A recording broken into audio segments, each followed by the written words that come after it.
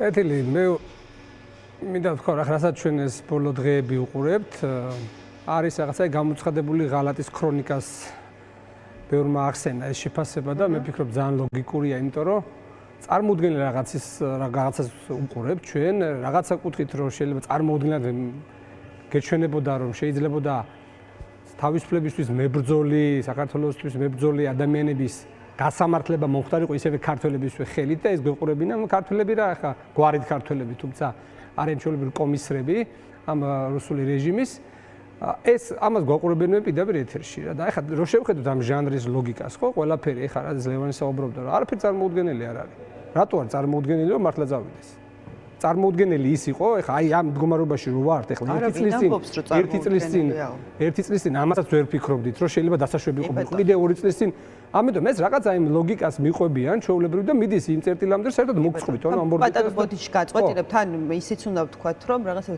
დიდად რაღაცა უარყოფის კამპანიაც ჩაუტარებიათ ხომ ამ ინფორმაციის ხო არა ზუსტად მაგაზია გაჟღერების მერე ვოლსკის კომენტარი რომ ახსენა ლევანმა რა ვიცი იქ რაღაც კატეგორიის უბედავთ მინიმუმ არ იყო ეს როგორ შეიძლება და რაღაც ხო შეიძლება როგორც შევიათ ხოლმე ეს პროცესი ევროპელები ჩადიოდნენ წითელ მოედანზე ეს იყო გამართული ნუ ეს არის რაღაც შეფუთვას გავს რა ამათ იმას თუ დავაკვირდებთ როგორ აკეთებენ ამ ყველაფერს ძალიან გავს ამ ყველაფერს მაგრამ მე ვფიქრობ ეს დამოკიდებული იქნება საზოგადოების რეაქციაზე წინააღმდეგობაზე და შეიძლება მაგის მიხედვით ტაქტიკაც შეცვალონ მაგრამ საერთო ჯამში რასაც ისინი აკეთებენ თუ წინააღმდეგობა არ გაუწიო ყველაფერი იქითკენ წავა რომ საერთო ჯამში მე ეს საერთაშორისო სამართლებრივად საფუძველსაც ქმნის ერთგვარად რომ მე აღიარების პროცესი უფრო მეტი ზეწოლა განხო აგრე შენ თვითონ ამბობ რომ დამნაშავე ხარ და შენ თვითონ ასამართლებ და მორჩა ეს ისეთი პრეცედენტია საერთაშორისო სამართლები პრობლემური ხდება მე უკვე ეს ყველაფერი მიუხედავად იმისა რომ აი ჰააგის სასამართლო ადამიანის უფლებათა ევროპულ სასამართლოს უცხოელამ დაადგინა ხო ამის რევიზიის მცდელობაა და ეს ეხლა აქედან გამომდინარე ხა დღეს რა მოლოდინი მაქვს იმის მე ხა საზოგადოებას მინდა უთხრა რომ ჩვენ ეხლა ვართ იმ პროცესში რომ ქვეყანა გო გადასარჩენი რა აი ესენი ეკაჩებიან და ჩვენ ამ ერთადერთი რაც კიდევ ინარჩუნებს ამ პროცესს რომ ბოლომდე არ მივექანებით ეს არის პროტესტი იყო აღმავალი ცოტა აღმავალი მესმის ეს გადაღლაც ხდება ფრუსტრაციაც ხდება მაგრამ კარგად უნდა გავაანალიზოთ რა დევს სასწორზე დღეს სრული კატასტროფა იმიტომ რომ ესენი ისეთ ფორს იგივე პარტიების აკრძალვა იგივე ამ ინიცირებული ეგრეთ წოდებული კაფარა და ასე შემდეგ ყველაფერი მიზანია რომ ველისთლიანი მოსუფთავება მოხდეს და მთლიანი და რაღაც თარიღებიც გააცხადა და რაღაც მაისამდე უნდა რაღაცეების მოსწრება და ჩვენი ერთადერთი გამოსავალია რომ უნდა ვიბრძოლოთ უნდა იყოს ეს წინააღმდეგობა დღესაც მე მაქვს მოლოდინი ძალიან ბევრი ადამიანი იქნება მე არ ვიცი განცხადებას გააკეთებს ქალბატონი პრეზიდენტი მაგრამ მე მაგ განცხადება და მოლოდინი ყოველთვის რომ ჩვენ ეხლა გვჭირდება კონსოლიდაცია ჩვენ ეხლა გვჭირდება კოორდინაცია ერთად ყოფნა გვჭირდება როგორც პოლიტიკურ ჯგუფებს, ასევე საზოგადოებრივ ჯგუფებს, ასევე ორგანიზაციებს, ყველას გვჭირდება ერთიანი წინააღმდეგობის გაწევა. არა გვაქვს ჩვენი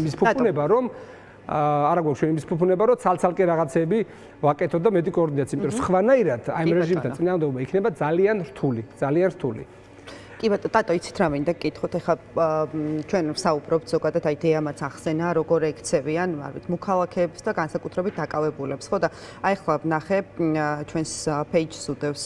ჩიკვაიძის წერილია ციხიდან, რომ როდესაც შემომიყვანეს დაწესებულებაში მეც გამაშიშვლეს და ბუქნების კეთებაც მაიძულეს და ჩვენ ყველა ვნახეთ და მოვისმინეთ უფრო სწორედ ელენე ხუშტარიასთან დაკავშირებით. აი თქვენ იურისტი ბრძანდებით, ტატო, ამიტომ თქვენ მინდა გკითხოთ, აი ზოგადად მაინტერესებს, აი ავხსნათ, რომ აი რა პრაქტიკაა ეს ადამიანის ეს ნორმალური ამბავია ეს თუ აი რო ავხსნათ ანუ რაღაც აი რა გადაუდებელი აუცილებლობის დრო შეიძლება ეს მოითხოვო და არ ვიცი აი ვინ მოქალაქემ რო იცოდეს რო აკავებენ რისი უფლება უნდა მისცეს სამართლო დამცველებს ან რისი არა ეს მინდა რომ უთხრათ რადგან იურისტი ხართ ვისარგებლებ ხა ამ შემთხვევით საერთოდ შემოწმებას აქვს თავისი წესი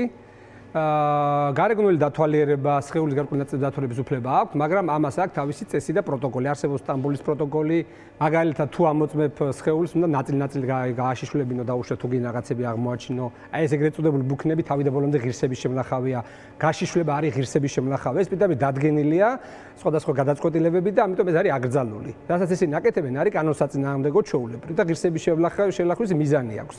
თორე შემოწმების უფლება რა თქმა უნდა აქვს, მაგრამ იმას აქვს თავისი წესი, რომ ეს არ იყოს ადამიანისთვის შეურაცხყოფელი და ამავდროულად იმ ლეგიტიმურ მიზანს ემსახურებოდეს, რომ შემოწმება მოხდეს. და ის რაც მოხდა ელენესთან დაკავშირებით, რაც მოხდა ახლა კიდევ რა პრაქტიკაზე, ეს არის ზუსტად იმ ძველი პრაქტიკის დაბრუნება, სახალხო დამცველს არაერთხელ ქონია წინა სახალხო დამცველს ამასთან დაკავშირებით. აი, ბუქნები არის ძალიან ღირსების შემლახავი, რომ ეს სხეულში არსებული რაღაც ნივთების აგზით მოძიება მოხდეს. ეხლა აი ძალიან, მაგრამ პირდაპირ დადგინდა, რომ იქ უნდა გამოიყენოს სკანერები, ამისთვის არსებობს ტექნოლოგია და არ უნდა აკეთო ესეთი რაღაცა. ხო, სხვათაშორის ელენე ამბობდა, რომ შიშვალ სხეულზე მოხდა მაგ სკანერებით რაღაცა გადატარება და მეტალოდეტექტორით შემოწმებაა, ხო, რაც ასევე თურმე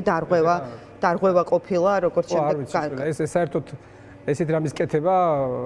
არსებობს გარეგნული არის სრული შემოწმება, არის არასრული შემოწმება, სხვადასხვა ფორმაა. მოკლედ, სამაყურებელმა რომ იცოდეთ, ამის უფლება სამართალ დამცველებს არ აქვს. არ აქვს, რომ სრულად გააშიფლონ, ეს ბუქნები აკეთებინონ და ამის უფლება არ აქვს. თუმცა შემოწმების უფლება რაღაცა გარკვეული ფორმით მათ გააჩნიათ, რასაკვირველია, მაგრამ უნდა იყოს სხვა ფორმით, რომ არ იყოს ღირსების შემლახავი.